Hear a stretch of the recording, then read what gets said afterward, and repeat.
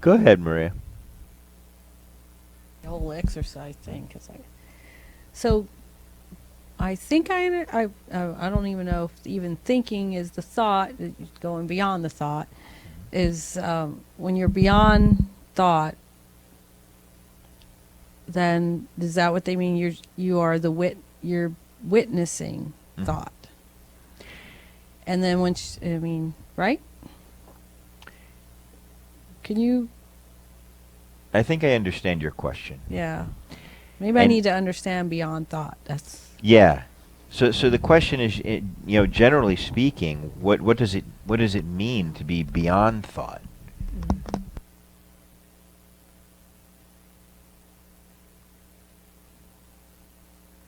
If the thoughts in your mind stop for 10 seconds,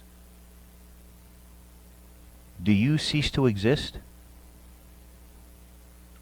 No. The thoughts disappear, but you don't disappear, right? True?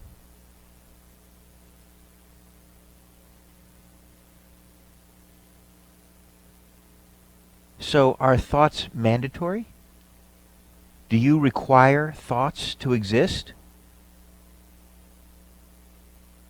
Yet we've had this incessant addiction to thinking. Now, when we believe that we are identified as the thoughts in our mind, that the thoughts are us, if the thoughts disappear, then we disappear, right? And so when there are moments of quiet in the mind, typically we go looking for them.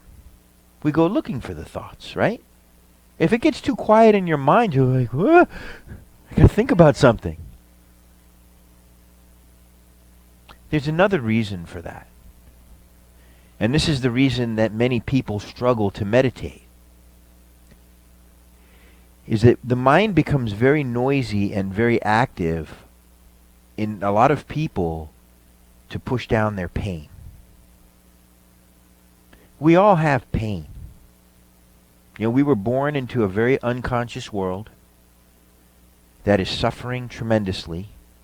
And we were taught how to remain unconscious and suffer tremendously by experts. And so even as children, parents did the best that they could. It's no easy job. But all they could do was be with us on a level of awareness that they were on.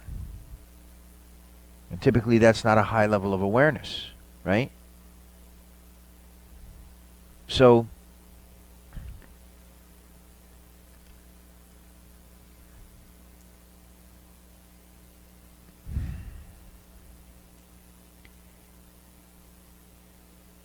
we have kind of been conditioned into excessive, almost addictive thinking, consuming knowledge, being consumed about the future, which is only thoughts. And our minds are trained, and we believe ourselves to be these thoughts, and our minds are trained to think and think and think and think and think and think and think and think and think and think and think. And it's just one big long train that hasn't stopped as far back as you can remember. That voice in your head. Now when that voice in the head, when pain comes, a lot of times there can be a lot of chatter because we don't want to feel the pain. We don't want to experience the pain. We want it off of us. So it's sort of the mind's way of going blah, blah, blah, blah, blah, blah, blah, you know what I mean? And it kind of numbs or soothes the pain. When your mind gets quiet and there's some pain there, the pain starts coming up. When the pain starts coming up, you get scared. You get uncomfortable. You don't want to experience it. You want to push it away. That's why you can't meditate. Because when you're getting present in meditation, You're getting present to everything. When your mind gets quiet and just the feeling is there, now what do I do with it? Well, most people don't know. So they just go running back up into their head and running around to avoid this pain that's coming up. Many of us have tremendous pain. Tremendous. You know, when I was a kid, I got hit by a strap. I got hit by a wooden spoon. You know, it was really a very confusing message to hear, you know, I love you so much. You know, what is your mind supposed to do with that? This is the person that loves me? What are the people that don't like me going to do, you know? And listen, you know, my parents did that stuff unconsciously. They were just doing what they knew, what they were conditioned habitually to do. This is not about, I love my parents. I have a great friendship with my parents now. You know, when I was a teenager, you know, it was a little bit of a bumpy road.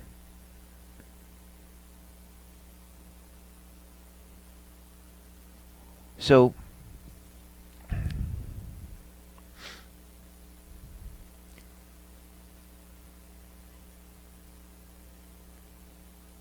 when we transcend mind, you have to realize, I mean, a great question to ask yourself is, do I have to be thinking all the time? Like, is that required for me to be here on this planet? Now, then why am I doing it? Because I don't really particularly enjoy it. A lot of the thoughts that go through my head are annoying, aggravating thoughts.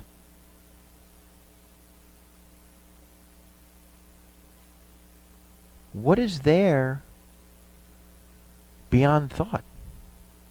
What is there when thoughts stop? Here, right? The moment. But what is even aware of now? You see, the mind can't understand the self. The moment that you start making a concept out of the self, you've lost it.